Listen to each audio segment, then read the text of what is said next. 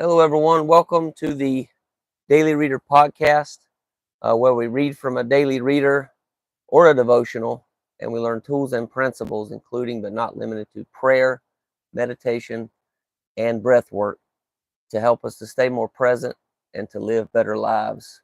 We meet on here most days at 7 a.m., Tuesday through Saturday, and Sunday and Mondays we meet at 10:30 a.m.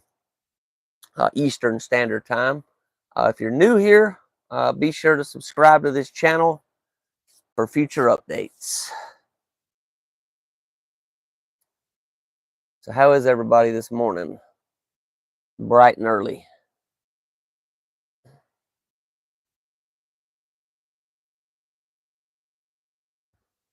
Excuse me one second, y'all.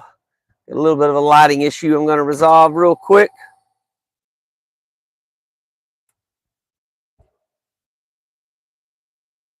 Okay, still a little bit of an issue.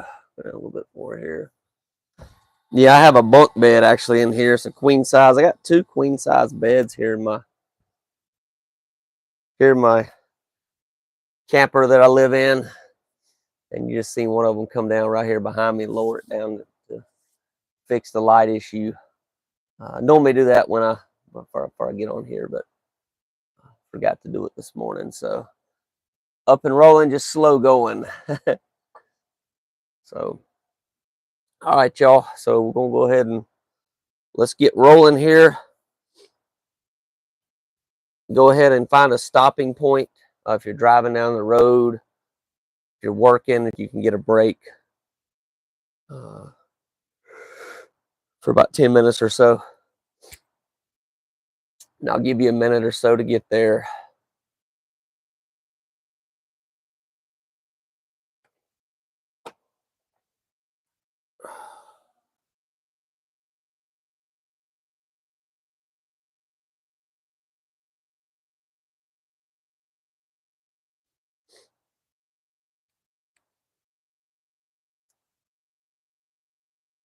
All right, so whenever you're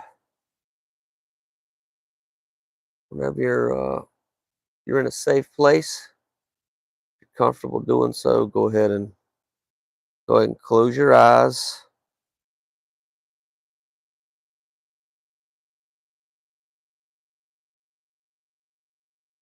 And yeah, just focus on taking some deep breaths, breathing in your nose, out your mouth.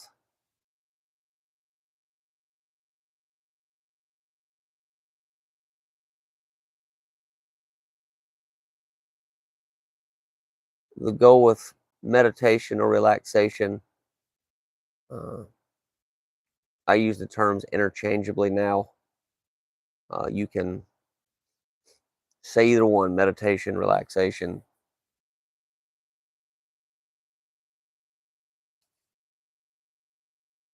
Is to get present in my life.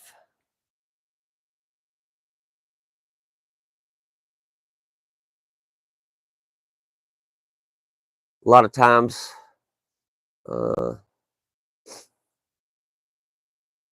we can live in the past or we can live in the future, or worry about the future, and get stuck in the past. And I've actually gotten to a point, I'm not going to say I'm a guru or nothing, but I have gotten to a point where I live mostly present in my life. There are some times I come out and I'll go to the past or go to the future. But it's gotten a whole lot less and less over the last couple of years. And also I noticed my monkey mind, or the mind chatter, has also died out a lot too. So don't really have a whole lot of that ruminating thoughts or craziness that can go on in the mind. Thank God for that. It's a lot more peaceful. I've been a regular meditator now for about 8 years now. I did stop for a time period, though. I did stop and got lazy with it for a little while.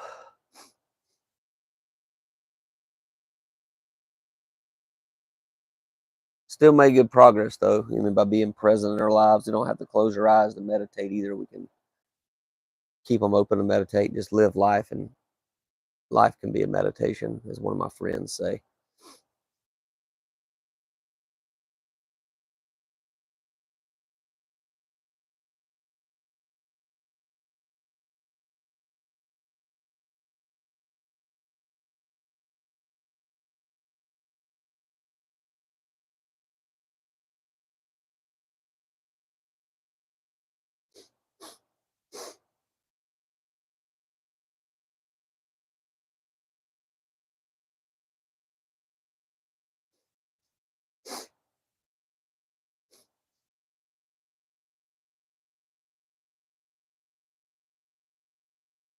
So just focus on the breath.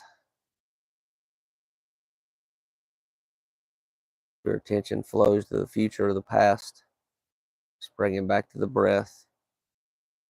This will bring you back to the now and the present moment. It's all we have, right? All we have is the now. Past is gone and the future don't exist yet.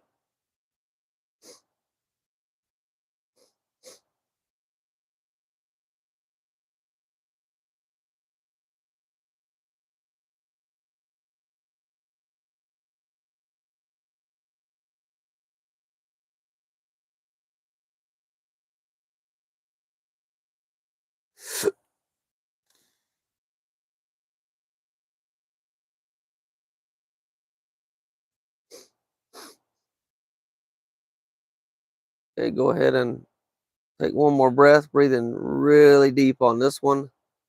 And then when you exhale, blow it out audibly, releasing any other tension or stress that you might be holding on to.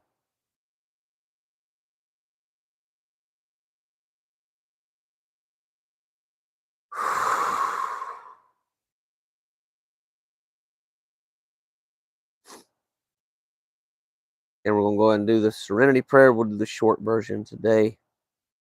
And prayer. God, grant me the serenity to accept the things that I cannot change, courage to change the things that I can, and the wisdom to know the difference. Okay, whenever you're ready, you can go and open your eyes.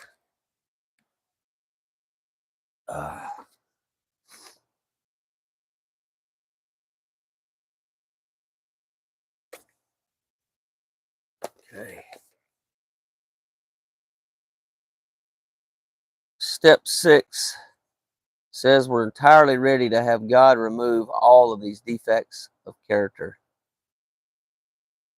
Suddenly, after having heard and read this step for 3 years, the word remove jumped off the page. I looked up its definition in the dictionary, and here's what I found: a distancing or separation of one person or thing from another. Nowhere in this definition did it say there would be a complete disappearance of the person or thing. So it is with my shortcomings. They are not magically, completely, and irrevocably banished from my life. If this truly were the case, I wouldn't take them back on occasion. However, my higher power does separate my defects from me. God shows me how to set them aside.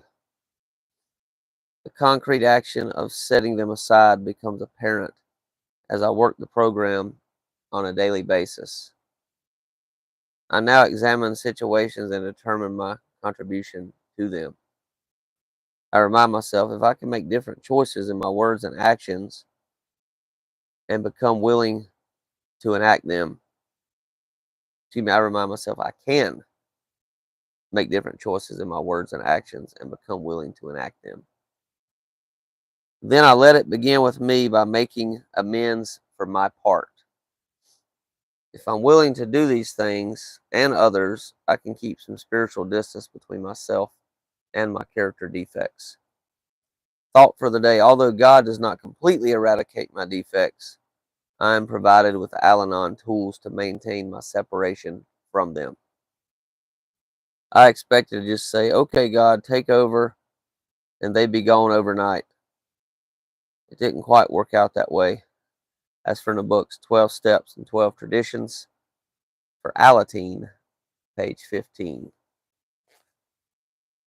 Character defects. Still kind of looks like discussing that right now. Last couple days, been in that. You know, I kind of disagree with this. In my opinion, you're welcome to leave your comments and experience also in the comments below with this. But mine has been, some things can be completely healed and completely eradicated.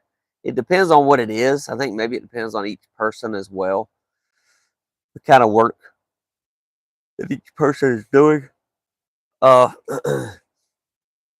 I can say without a doubt, my panic attack disorder is completely healed, completely resolved. I also had depression for over 20 years, completely eradicated from my experience.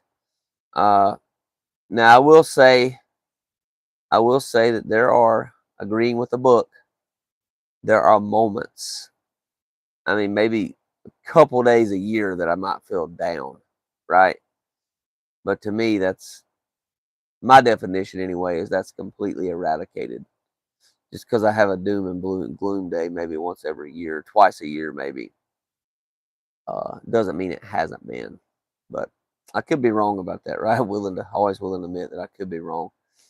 But we do have choices. This is important to point out. We do have choices, and a lot of times, probably 95% of the time, for what one of my mentors says, we played a part in our pain.